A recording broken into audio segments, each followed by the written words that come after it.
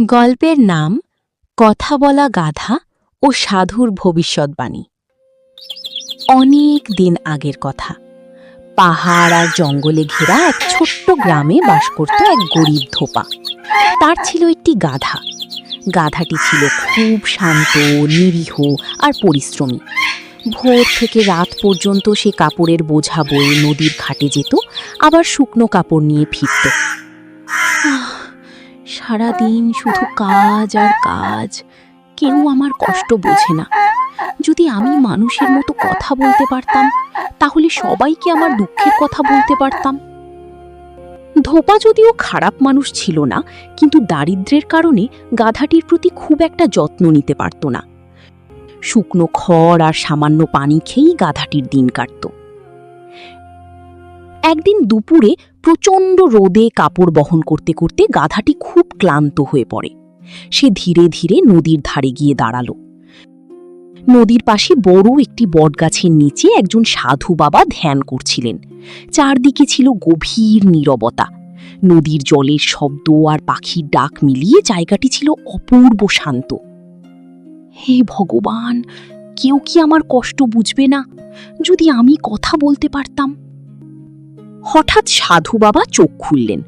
তিনি গাধাটির দিকে তাকিয়ে মৃদু হেসে বললেন, তুমি কি মানুষের ভাষায় কথা বলতে চাও? গাধাটি অবাক হয়ে গেল। সে ভাবতেই পারেনি কেউ তার মনের কথা শুনতে পাবে। সে আনন্দে মাথা নেড়ে সম্মতি দিল। আমি তোমাকে মানুষের মতো কথা বলার শক্তি দেব, কিন্তু মনে রেখো, সব শক্তি আশীর্বাদ নয়। মানুষের ভাষা জানা তোমাকে সুখের বদলে বড় বিপদেও ফেলতে পারে। এই বলে সাধু বাবা চোখ বন্ধ করে মন্ত্র পড়তে লাগলেন। হঠাৎ চারদিকে বাতাস জোরে বইতে শুরু করলো। নদীর পানি ঢেউ খেলতে লাগলো। তারপর এক উজ্জ্বল আলো গাধাটির শরীর ঘিরে ফেলল। আমি কথা বলতে পারছি, এটা সত্যি। গাধাটি আনন্দে লাফাতে লাগলো। সে দৌড়ে গ্রামের দিকে চলে গেল। গ্রামে ফিরে গাধাটি তার মালিককে দেখে বলল, মালিক, আজ থেকে আমাকে এত ভারী বোঝা দিও না, আমি খুব কষ্ট পাই। ধোপা ভয় পেয়ে মাটিতে পড়ে গেল। হায় ভগবান, গাধা কথা বলছে। খবর মুহূর্তেই পুরো গ্রামে ছড়িয়ে পড়ল। সবাই দলে দলে গাধাটিকে দেখতে এলো। এটা অলৌকিক ঘটনা, এমন গাধা তো জীবনে দেখিনি। প্রথমে সবাই গাধাটিকে খুব ভালোবাসতে লাগলো। কেউ ফল এনে দিত, কেউ মিষ্টি খাওয়াতো। গাধাটি ভাবল, এখন আমার জীবন বদলে গেছে। লোভী মানুষের নজর।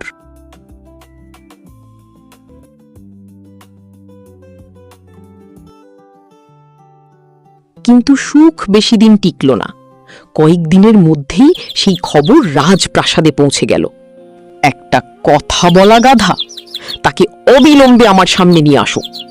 রাজ্যের সৈন্যরা গাধাটিকে ধরে প্রাসাদে নিয়ে গেল। সেখানে রাজা গাধাটিকে দেখে বিস্মিত হলেন। এই গাধাকে দিয়ে আমি অনেক টাকা আয় করব। দূর দূরান্ত থেকে মানুষ আসবে একে দেখতে। রাজা গাধাটিকে একটি সোনার খাঁচায় বন্দি করে রাখলেন। প্রতিদিন লোকজন টিকিট কেটে তাকে দেখতে আসত। আমি তো শুধু নিজের কষ্টের কথা বলতে চেয়েছিলাম, কিন্তু এখন তো আমি আগের চেয়েও বেশি বন্দি। দিন যেতে লাগলো। গাধাটিকে বিশ্রাম দেওয়া হতো না। সকাল থেকে রাত পর্যন্ত তাকে কথা বলতে বাধ্য করা হতো। কেউ হাসত, কেউ মজা করত। এই গাধাকে নিয়ে শহরে ঘুরলে আমরা অনেক ধনী হয়ে যাব। গাধাটি বুঝতে পারল তার অদ্ভুত ক্ষমতাই এখন তার সবচেয়ে বড় দুর্ভাগ্য হয়ে দাঁড়িয়েছে। এক রাতে গাধাটি চুপচাপ আকাশের দিকে তাকিয়ে কাঁদছিল। সাধু বাবা ঠিকই বলেছিলেন, মানুষের ভাষা জানা সব সময় সুখ আনে না। হঠাৎ সেই রাতেই প্রবল ঝড় শুরু হলো। বজ্রপাত আর বৃষ্টিতে চারদিক অন্ধকার হয়ে গেল।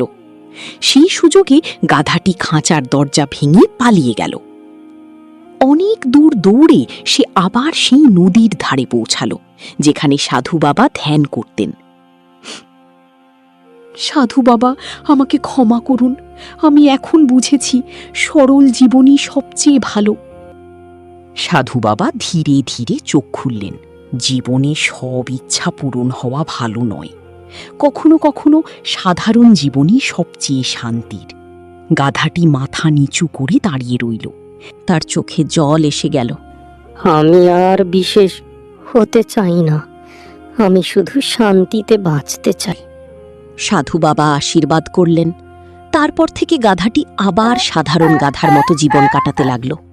কিন্তু এবার সে অনেক বেশি শান্ত ছিল, কারণ সে বুঝে গিয়েছিল অতিরিক্ত ক্ষমতা বা খ্যাতি সবসময় সুখ এনে দেয় না। শিক্ষণীয় কথা, অতিরিক্ত লোভ বা অস্বাভাবিক ক্ষমতা মানুষকে বিপদে ফেলতে পারে। সাধারণ ও শান্ত জীবনই অনেক সময় সবচেয়ে সুখের জীবন।